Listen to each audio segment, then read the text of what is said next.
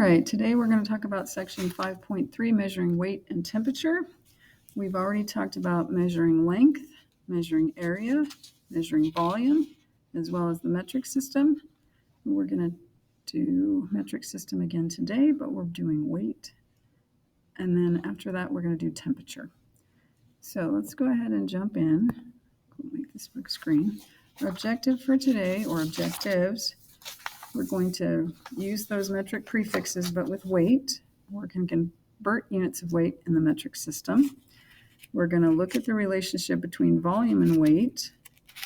We're going to use some dimensional analysis to change to and from the metric system. And then at the end, we're going to look at 3 different temperature scales: Fahrenheit, Celsius, and Kelvin.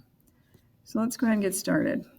Weight and mass. So weight is the measure of gravitational pull on an object. So on the moon, weight would be a little different because the gravity is different. Mass is the measure of the quantity of matter in an object determined by its molecular structure. So the mass doesn't change from planet to planet. So weight and mass are not quite the same thing. I'll leave it to your science teachers to explain it more fully. But in this class, we're going to treat mass and weight as equivalent, and we're just going to refer to them both as weight. So units of weight.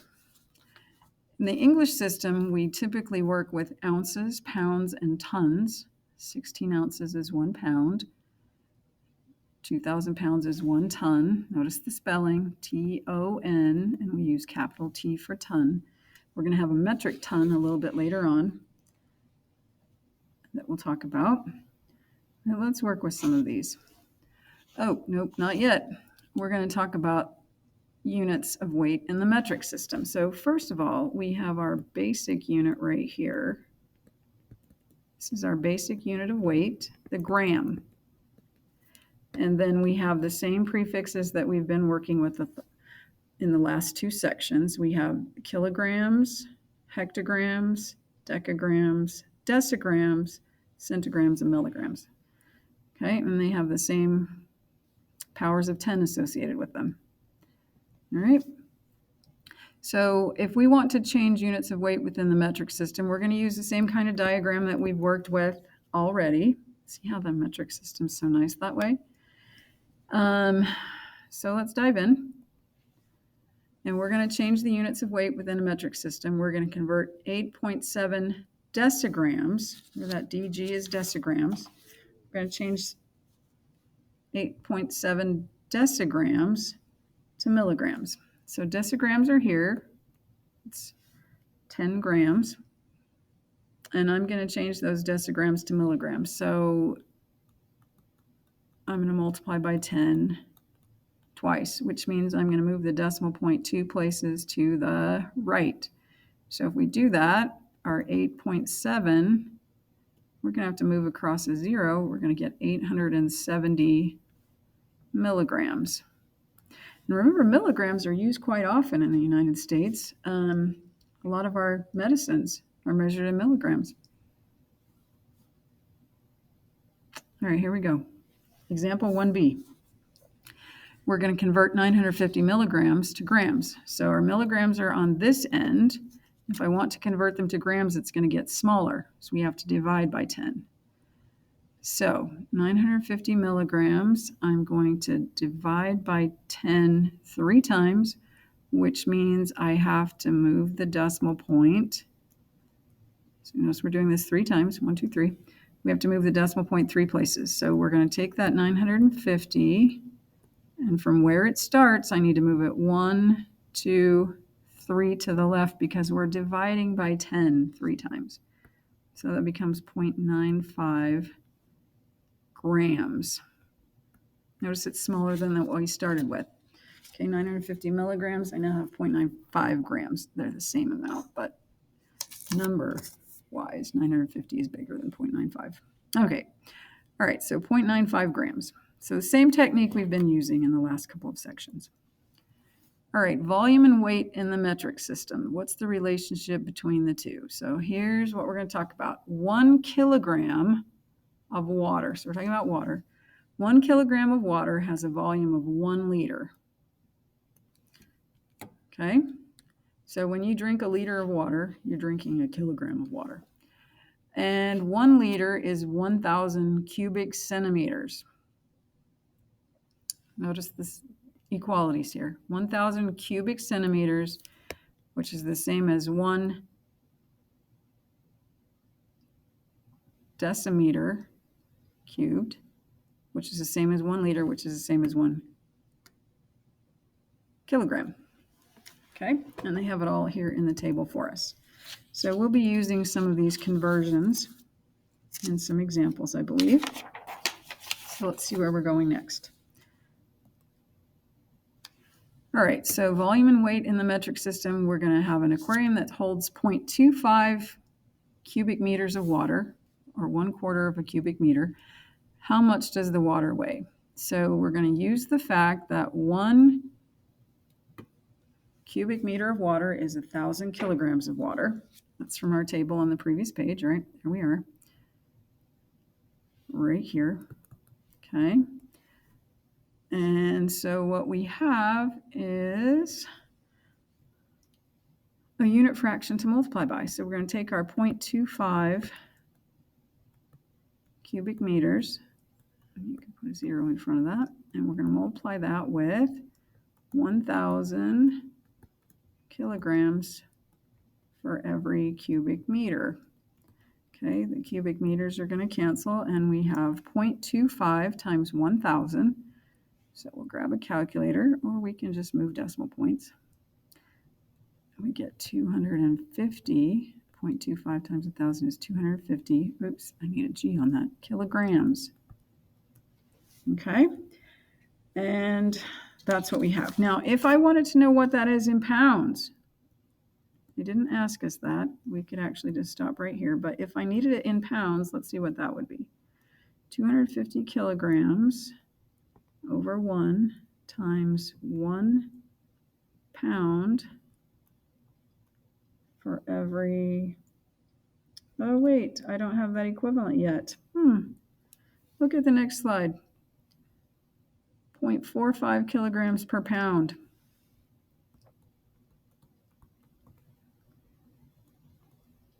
And get the kilograms to cancel. I do with my calculator. I do 250 divided by 0.45.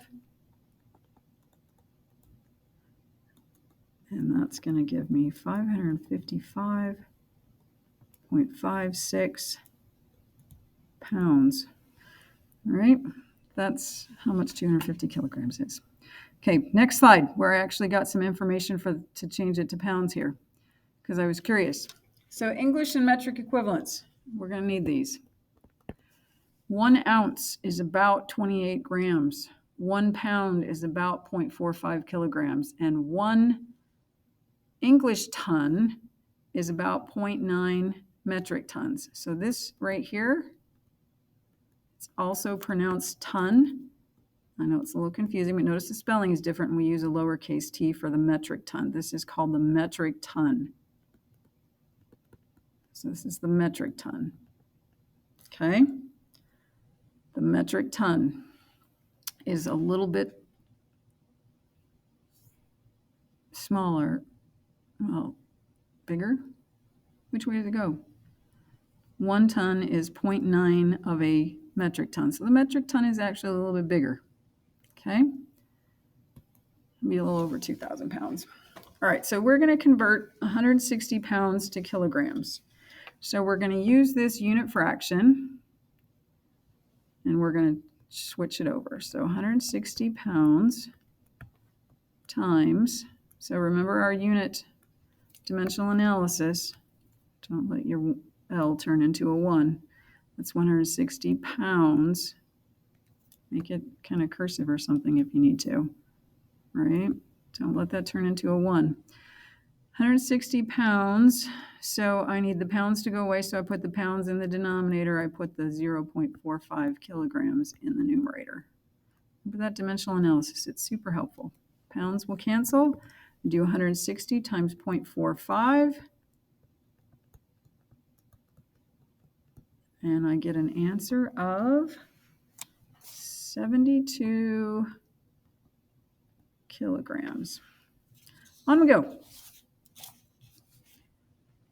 Some more dimensional analysis. We're going to convert 300 grams to ounces. So they're going to give us the unit fraction to use, but we should be able to figure that out ourselves if we need to. We go back here and we have 1 ounce is 28 grams, right? 1 ounce is 28 grams. I need those two numbers.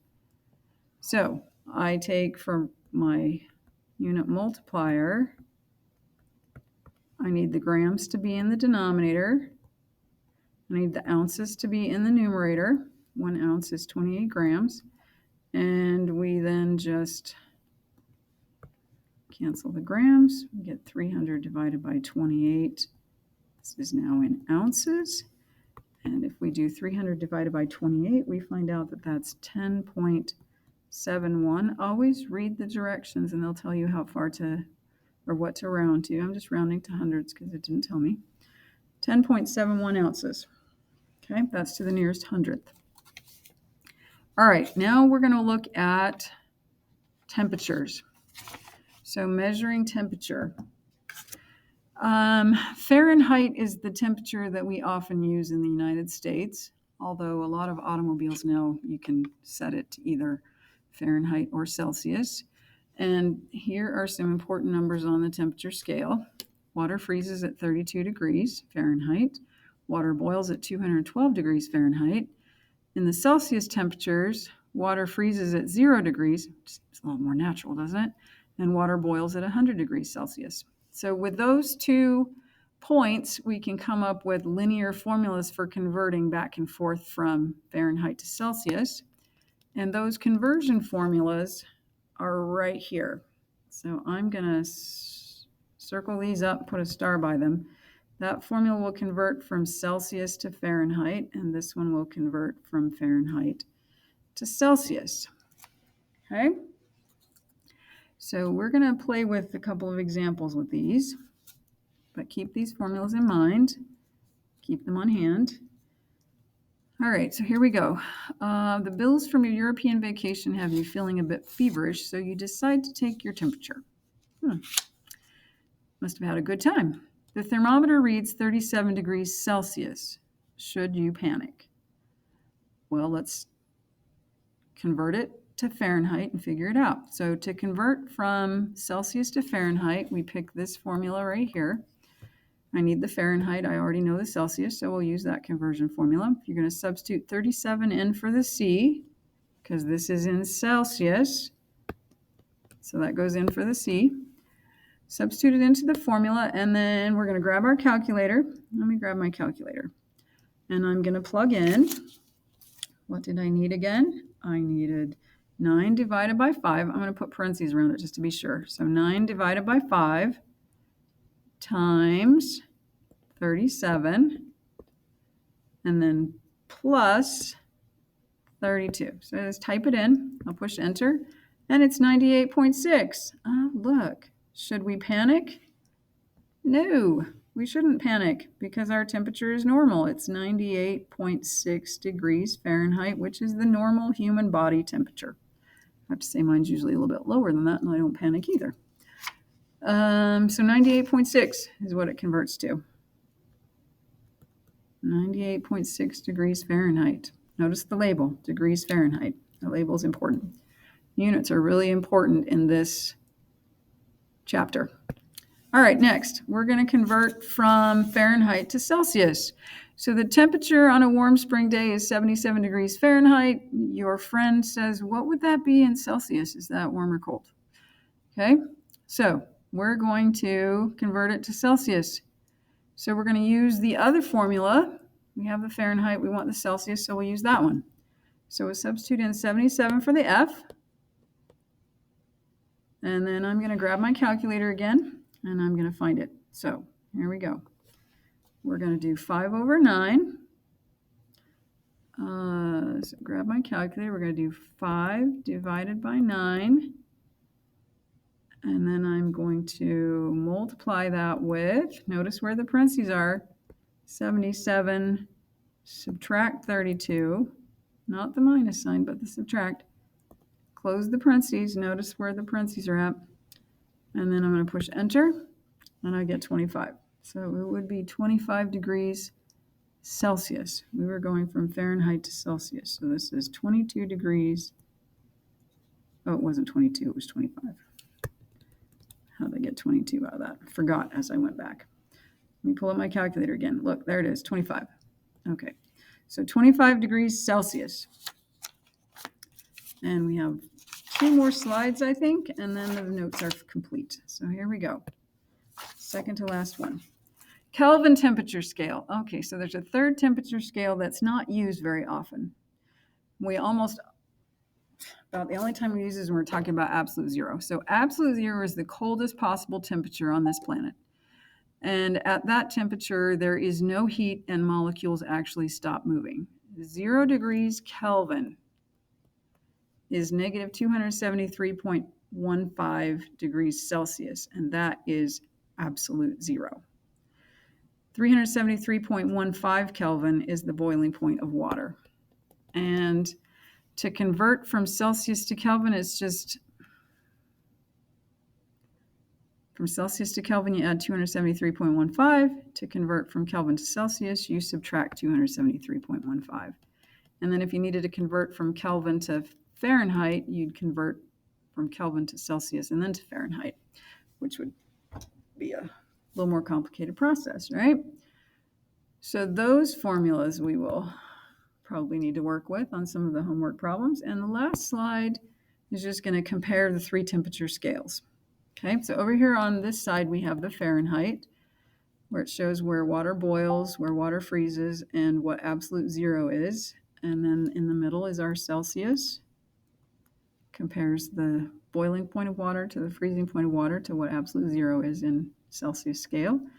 And then the Kelvin temperatures. Okay, and that is the end of our video.